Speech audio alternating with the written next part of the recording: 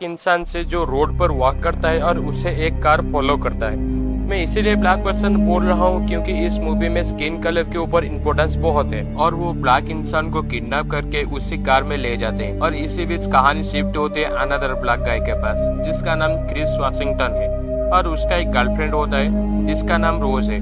वो क्रिस को अपने घर इनवाइट करता है क्योंकि वो उससे अपने पेरेंट्स से मिलाना चाहता है और क्रिस इसी बीच थोड़ा अनकंफर्टेबल हो जाता है क्योंकि वो रोज उससे बताता है कि क्रिस उसका पहला ब्लैक बॉयफ्रेंड है और ये बात जो हुई रोज के पेरेंट्स को एकदम पता नहीं था। कुछ समय के बाद वो अपनी तैयारी करके निकलते हैं और ठीक उनके सामने एक हिरन आके उनकी गाड़ी से टकरा जाता है और वो दोनों थोड़ा सा डर जाते हैं और पुलिस को कॉल करते हैं। जब पुलिस आके उनके साथ कुछ बात करने के बाद वो क्रिस को उसका आईडी मांगता है और रोज उसे देने के लिए मना करता है क्योंकि जो पुलिस वाला है वो एक व्हाइट पर्सन होता है और क्रिस एक ब्लैक पर्सन है और रोज सोचता है कि इसीलिए पुलिस उसे तंग कर रही है और क्रिस अपना आईडी देके वहां से दोनों गाड़ी लेकर निकल जाते हैं। कुछ समय के बाद रोज के घर पहुंचते हैं और क्रिस रोज के पेरेंट्स से मिलता है। रोज के पेरेंट्स एकदम कूल एंड नॉर्मली बिहेव करते हैं और ये देखकर क्रिस बहुत ज्यादा खुश हो जाता है, लेकिन वो एक चीज नोटिस करता है कि उनके घर पर जो नौकर रहते हैं वो सारे के सारे ब्लैक पर्सन होते हैं। ये देखकर क्रिस थोड़ा घबरा जाता है। कहानी शिफ्ट होती है फिर से रात को जबकि सारे लोग मिलकर खाना खाते हैं। इसी बीच रोज बोलता है कि उसका एक छोटा भाई है जिसका नाम जेरेमी है और रोज के डैड अपना इंट्रोडक्शन देते हैं। वो बोलते हैं कि वो एक न्यूरोसर्जन है। बात करते करते रोज के फादर क्रिस को पूछते हैं क्या तुम स्मोक करते हो, लेकिन क्रिस बोलता है हाँ मैं स्मोक करता हूँ लेकिन अब मैं धीरे धीरे छोड़ रहा हूँ। रोज के डैड बोलते हैं कि मेरी वाइफ है कि हिप्नोसिस है, वो तुम्हारी स्मोक की आदत छुड़ा सकती है, जबकि मेरी भी स्मोक की आदत थी और उसने मेरी भी छुड़ा ली।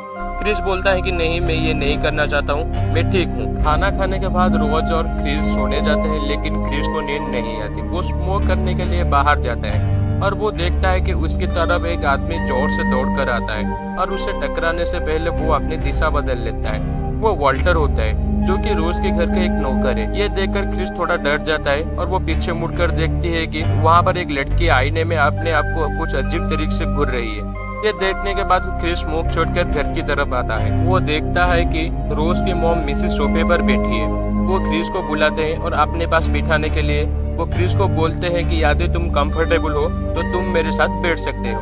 क्रिस के साथ बात करते करते वो ये बोल के हिप्नोटाइज करती है कि इस प्रोसेस से तुम्हारी सिगरेट पीने की आदत एकदम से छूट जाएगी। वो एक कप में एक चम्मच लेकर घुमाते हैं और क्रिस को उसके माँ के बारे में पूछते हैं और देखते ही देखते क्रिस को हिप्नोटाइज कर देती है और क्रिस को महसूस होता है कि वो किसी अंधेरी प्लेस से नीचे गिरता जा रहा है जबकि वो अपने आप को हिला भी नहीं पा रहा है। और कुछ समय के बाद क्रिस की नींद एकदम एक झटके से भांग जाती है और वो नींद से उठ के नेक्स्ट डे क्रिस वाल्टर से मिलता है और वाल्टर कल रात के लिए क्रिस से माफी मांगता है। वाल्टर बोलता है कि वो रात को रनिंग एक्सरसाइज कर रहा था और वो क्रिस को बोलता है कि कल रात वो मिसी के ऑफिस में क्रिस को बहुत देर तक देखा था। इससे क्रिस को वाल्टर का स्वभाव कुछ अजीब सा लगता है। कहानी शिफ्ट होती है रोज के पास जहाँ पर क्रिस आके कल रात के हिप्नोटिज्म के बारे में वो सारे रोज को बताता है और उसी दिन उनकी एक फैमिली पार्टी होती है जहाँ पर सारे गोरे लोग आते हैं, लेकिन क्रिस उससे उनको एकदम आराम से हैंडल कर लेता है। लेकिन उन लोगों का बिहेवियर कुछ अच्छा नहीं होता।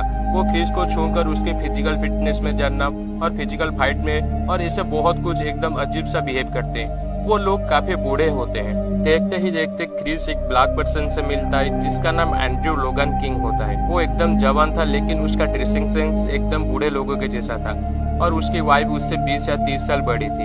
एंड्रयू लोगन किंग जिसके हम मूवी के फास्ट सीन में देखते हैं वो एकदम से किडनैप हो चुका है और यहाँ पर उसके मुस्टैक और बियर्ड नहीं था। इसके बाद क्रिस मिलता है जीन से जो कि क्रिस को पहले से ही जानता है, लेकिन वो एक अंधा था। वो प्रोफेशन वाइज एक फोटो गैलरी चलाता था और क्रिस अपने फोटो उसके गैलरी में डालता था। जिम बोलता है कि वो भी एक फोटोग्राफर बनना चाहता है लेकिन उसके आइज प्रॉब्लम की वजह से वो एक फोटोग्राफर नहीं बन पाए और ये बात सुनकर क्रिस थोड़ा सैड हो जाता है। कुछ समय के बाद क्रिस घर आता है जहाँ पर सारे व्हाइट लोग मौजूद होते हैं।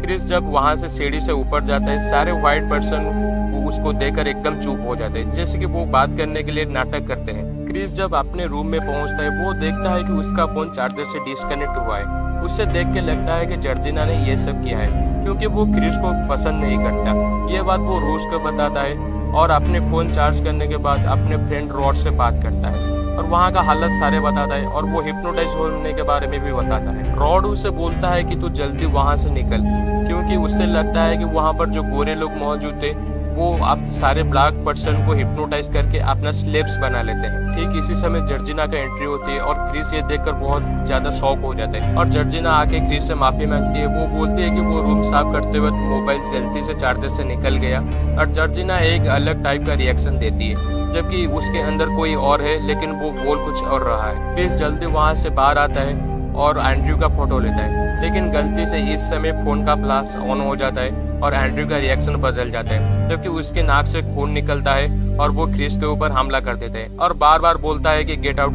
Get out. मतलब यहाँ से हम ऑडियंस को पता चल जाता है कि यहाँ पर तो कुछ गड़बड़ है। कुछ समय के बाद वो एंड्रयू के एक रूम में ले जाता है और कुछ समय के बाद एंड्रयू उस रूम से जब निकलता है और उसका बिहेवियर एकदम नॉर्मल होता है। वो क्रिस को माफी मांगता है और चला जाता है, लेकिन उसका जो बिहेवियर है एकदम ओल्ड मैन के जैसा होता था। और इसी समय रोज क्रिस को वर्क पर ले जाता है और क्रिस अपनी माँ की कहानी बताता है। वो बोलता है कि जब वो 12 साल का था एक एक्सीडेंट से उसकी माँ की मौत हो जाती है। बोलता है कि ये एक्सीडेंट मेरी वजह से हुआ है, क्योंकि यदि वो 911 पर कॉल कर सकता था उसकी माँ शायद आज जिंदा होती, लेकिन वो ऐसा नहीं किया क्योंकि वो टीवी देख रहा था। इससे पता चलता है कि वो अपने आप को बोलता है मैं बहुत टीवी एडिक्टेड था और इसीलिए वो अपनी माँ का मौत का जिम्मेदार खुद को मानता है। दूसरी तरफ दिखाया जाता है रोज के फादर जो कि वहाँ के सारे रिलेटिव के साथ बिंगो खेल रहे थे, लेकिन यहाँ पर क्रिस को बेचने की बोली लगाई जा रही। इस खेल का विनर था जिम। ठीक इसी रात जिम एंड्रयू की फोटो भेजता है अपने फ्रेंड रॉड के पास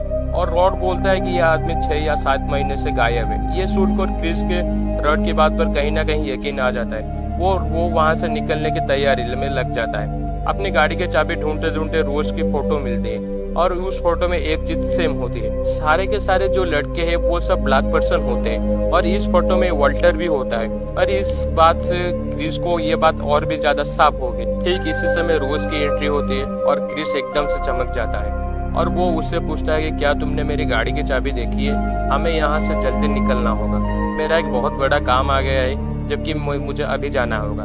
जब वो सारी तैयारी करके नीचे आता है वो देखता है कि क्रिस देखता है कि जो रोज के पेरेंट्स हैं वो सारे के सारे नीचे उसके रास्ता रोक कर खड़े हैं, जबकि उसका छोटा भाई रोज का छोटा भाई जेरेमी जो होता है वो दरवाजे के पास एक बड़ा सा डंडा लेकर खड़ा है और क्रिस रोज से जोर जोर कर चिल्लाकर कार की चाबी मांगती है, लेकिन रोज बोलती है कि कार की चाबी मिल नहीं रही है। ठीक कुछ समय के बाद अचानक से रोज अपनी फैनिट से कार की चाबी निकलती है और कुछ अजीब तरीके से स्माइल देकर बोलती है मैं ये चाबी तुम्हें नहीं दूंगी।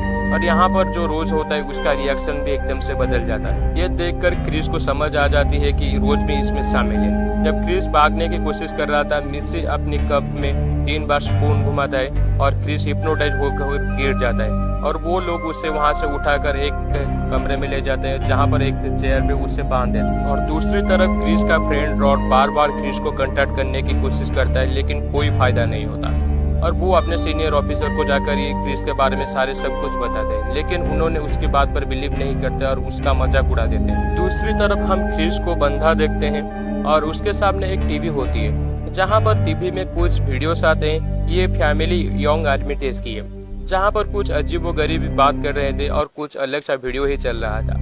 और फिर से अचानक से टीवी के बारे में एक कप और स्पून आ जाते हैं और क्रिस फिर से बेहोश हो जाता है। अब यहाँ पर आप एकदम से कंफ्यूज हो चुके होंगे यहाँ पर चल क्या रहा है, तो लेट मी एक्सप्लेन इट। दरअसल रोज आर्मिटेज की एक फैमिली सीक्रेट ग्रुप की हिस्सा थी जिसका नाम था द बिहोल्ड ऑफ कोआगुला। दरअसल रोज की दादाजी एक न्यूरोसर्जन थे। उन्होंने एक ऐसा मेथड निकाला था जिसके थ्रू वो इंसानी दिमाग को ट्रांसप्लांट कर सकते थे। इसके लिए पहले विक्टिम को हिप्नोटाइज करना पड़ेगा और उसके दिमाग का एक हिस्सा ऐसा निकालना पड़ेगा जिसके थ्रू वो सारे फिजिकल एक्टिविटी तो कर पाएगा, लेकिन उसका दिमाग कुछ नहीं पहचान पाएगा। इसके लिए एक दूसरे इंसान की जरूरत भी पड़ेगी, जबकि दोनों विक्टिम के दिमाग का रिप्लेस किया जाएगा और जबकि विक्टिम को होश आएगा वो उससे लगेगा कि वो कोई और। अब ये बात क्रिस के साथ होने वाला था, जबकि क्रिस को जिम ने खरीदा था और जिम और क्रिस का दिमाग एकदम से रिप्लेस करने वाला है, जिससे क्रिस का दिमाग खोलकर उसके जगह जिम का दिमाग लगाया जाएगा, जिससे क्रिस का अस्तित्व सारे दिनों के लिए मिट जाएगा और जिम को एक हट्टा कट्टा शरीर भी मिल जाएगा। एग्जाम्पल जैसे कि रोज के घर पे जो वाल्टर होता है वो रोज के दादाजी होते हैं और जॉर्जिना जो होती है वो रोज की दादी माँ होती है, जबकि इन दोनों के दिमाग को भी रिप्लेस किया जा चुका है। और क्रिस को ये सारे बात टीवी पर पता चल जाता है, जहाँ पर जिम खुद आकर बोल रहा था कि उसका शरीर अब कोई काम का नहीं है और फिर से टीवी में एक स्पून और कप आता है और ये आवाज़ सुनकर क्रिस फिर से बेहोश हो जाता है। और दूसरी तरफ ऑपरेशन शुरू हो जाती है जहाँ पर रोज के डैड जिम का ऑपरेशन करते हैं। अब सीन शिफ्ट होती है जेरेमी के पास जब वो क्रिस को लाने के लिए ले जाता है, लेकिन क्रिस उसके ऊपर एकदम से हमला कर देता है। दरअसल क्रिस जिस चेयर पर बैठा था उसकी कुछ रुई निकलती थी और वो उसी रुई को अपने दोनों कान में लगा लेता है, जिसकी बदौलत वो लास्ट में बेहोश नहीं हुआ था बल्कि एक नाटक कर रहा था।